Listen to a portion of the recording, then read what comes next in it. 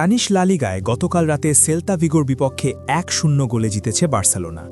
এই জয়ে ৩২ ম্যাচ শেষে বার্সা রিয়াল মাদ্রিদের সঙ্গে ৯ পয়েন্ট ব্যবধানে এগিয়ে ধরে রাখল শীর্ষস্থান। তবে স্বস্তি নিয়ে মাঠ ছাড়তে পারেননি হান্সি ফ্লিকের দল। হ্যামস্ট্রিংয়ের চোটে পড়েছেন বার্সা তারকা লামিন ইয়ামাল।